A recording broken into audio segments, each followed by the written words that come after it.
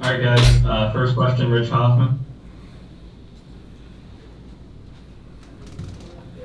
Hey Joe, a big part of your season has been, the mid-range touch and the touch from three, and it just feels like, since you've come back, that has not been there at that same level. I saw you taking shots after the Pelicans game. Like, how do you work through that? Um, I mean, just, I guess the advice I always get is you gotta keep shooting them. Miss or make. You gotta keep taking them. Obviously, they haven't been going in. A lot of it, has to do, with the brace and, just getting back to myself. It just feels like, every shot that I take, I just have an itch in it. Like it's not a full motion or like he's not as smooth as he was in the past. Even on the makes when I make them. So I just gotta, get used to it and get back to where I was before. Do you think the brace is affecting your shot more than anything else? I mean everything, the movement. When you have a brace, cutting up the blood flow and the blood circulation on your legs. So my legs get tired fast. So it's an adjustment, but it's there to protect me. So I just gotta keep doing it. For the next question, we'll go to Mark Narducci. Go ahead, Mark. Joel, you guys are vastly improved this year on the road compared to last year, but your thoughts on how the team has played on the road this year?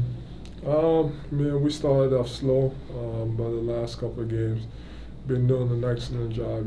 Just coming in, doing our job. The system is in place for us to succeed, and guys have been producing and doing what they have to do.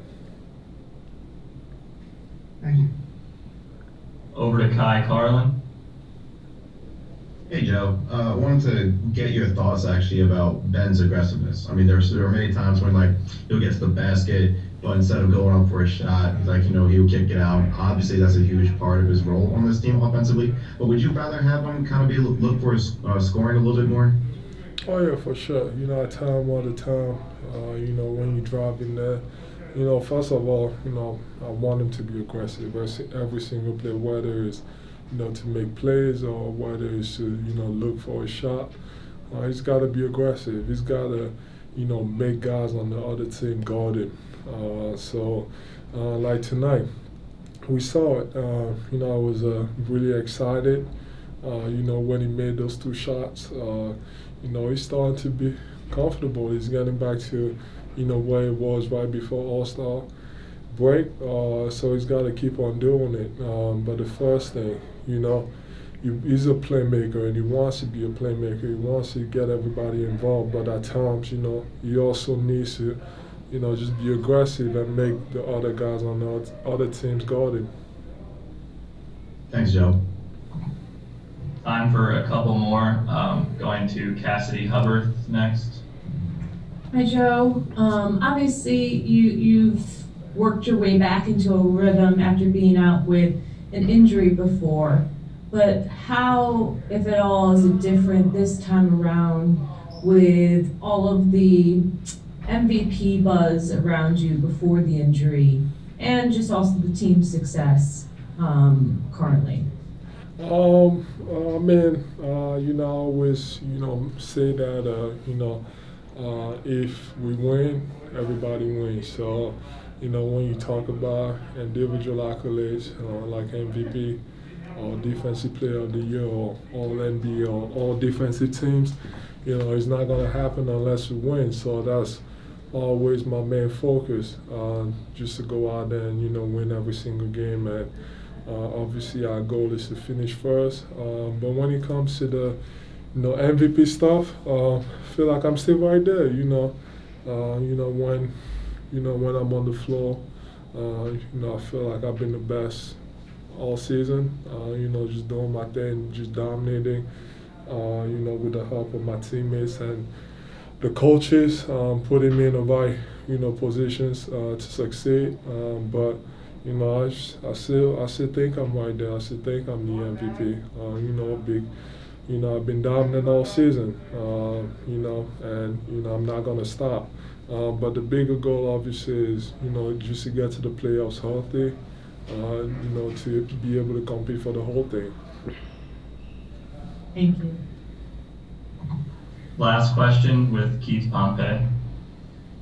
Joel, with that being said, you know, you said the goal is to get to the playoffs healthy, and this season, I guess more so than others in the past, you guys will go into a big game and they may have a couple starters out, or you guys may have starters out.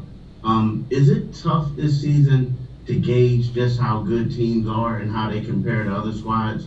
Because rarely is there 5 starters on each team playing in a game. Oh yeah, for sure. You know, I have an example. You know, playing Brooklyn. You know, we played them the last time. They didn't have you know Kyrie and KD, 2 of their best players, and we won the game. But you know, after the game, you kind of feel like, great win, but like we didn't play against their best. So you want to go out every single night and try to play against the best. And you know, with COVID and with the way season has gone, you know, everybody's missing games. You know, COVID has affected the whole league, which is you know, he's probably going. Hopefully, he's going to be taken in considerations when it comes to awards and stuff. You know, it's hard to kind of figure it out. You know, when the team is at their best, or but you can kind of tell. Obviously, you want to play against the best. You know, we got a few games coming up against some of great teams. So hopefully everybody is available because it also helps us. You know, you can kind of see where you are. You know, how good you actually are. So it's going to be exciting, and you know, I just hope that everybody is healthy, and you know, everybody goes to the playoffs healthy too. Thank you. That's all. Thanks, Joel.